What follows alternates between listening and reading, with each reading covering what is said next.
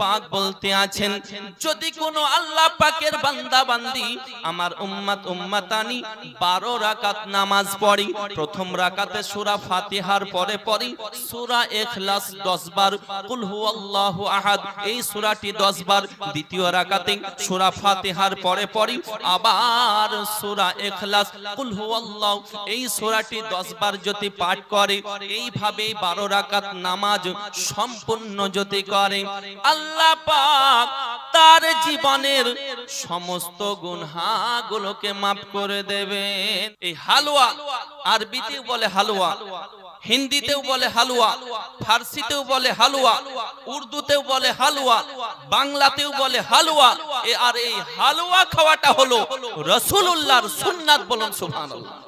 নবী পাকের মেহবুব খাবার, নবী পাকের পছন্দের খাবার, নবী পাকের প্রিয় খাবার হালুয়া এবং মধু।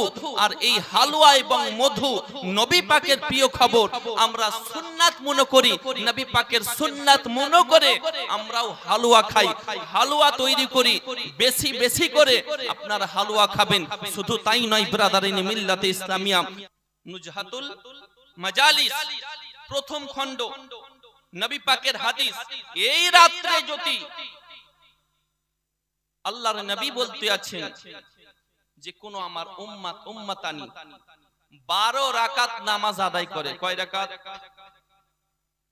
আব্বাজি ও ভাই জানেরা, নবী পাক আমার বলতে আছেন এই রাত্রের গুরুত্ব, এই রাত্রের ইবাদতের আল্লাহর দরবারে কত গ্রহণযোগ্য, এই রাতের ইবাদত বন্দেগী আল্লাহর দরবারে কতটা পাওয়ারফুল। বাবা নবী পাক বলতে আছেন, আব্বার আমার এই কিতাবের নাম নুজহাতুল মাজালিসের প্রথম খণ্ডে পাক বলতে আছেন, যদি কোনো আল্লাহ পাকের বান্দা বান্দি আমার উম্মত উম্মতানি 12 রাকাত নামাজ পড়ি, প্রথম রাকাতে সূরা ফাতিহার পরে পড়ি সূরা ইখলাস 10 বার, কুল আল্লাহু আহাদ এই সূরাটি 10 বার, দ্বিতীয় রাকাতে সূরা ফাতিহার পরে পড়ি আবার সূরা ইখলাস কুল হুয়াল্লাহু এই সূরাটি 10 বার যদি পাঠ করে, এইভাবে 12 রাকাত নামাজ সম্পূর্ণ যদি করে, আল্লাহ পাক তার জীবনের সমস্ত গুনাহগুলোকে maaf করে দেবেন।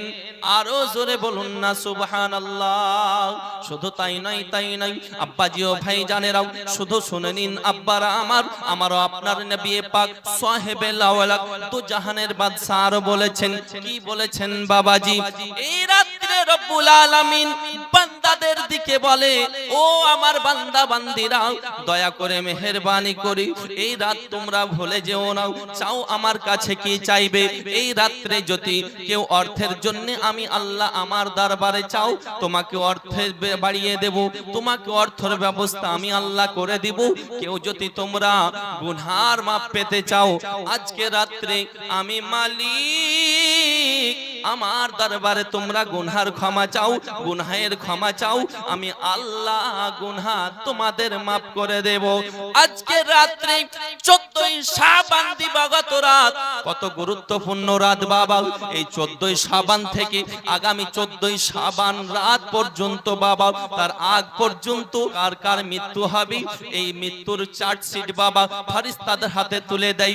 কার জন্ম হবে, কতজন কন্যা সন্তান, কতজন মহিলা সন্তানের জন্ম হবে, এটাও ফেরেশতার হাতে তুলে দেয় বাবা। কে বিপদগ্রস্ত হবে, কার অ্যাক্সিডেন্ট হবে, কে সমস্যার মধ্যে পড়বে, কেউ অসুস্থ হয়ে পড়বে, কে ভালো থাকবে, কে সুন্দরভাবে কাটাবে, আল্লাহ পাক সমস্ত কিছু ফেরেশতাদের হাতে একটি বৎসরের পুরো লিস্ট ফেরেশতাদের হাতে সাপ্লাই করে দেয়। আব্বার আমার ভাগ্য পরিবর্তনের রাত, তাই বলবো বাবাজি এই রাত্রে 14ই শাবান ঘুমিয়ে না থেকে বেশি বেশি করে কোরআন তেলাওয়াত করবেন, বেশি বেশি করে নামাজ পড়বেন, জিকির ওজিফা করবেন, আর আল্লাহর দরবারে কান্না করবেন, ওগো মালিক আমার জীবনে যত গুনাহ করেছি তাম গুনাহগুলোকে maaf করে দাও, কারণ আমরা গুনহগার তোমার বান্দা, আমরা বদকার তোমার বান্দা।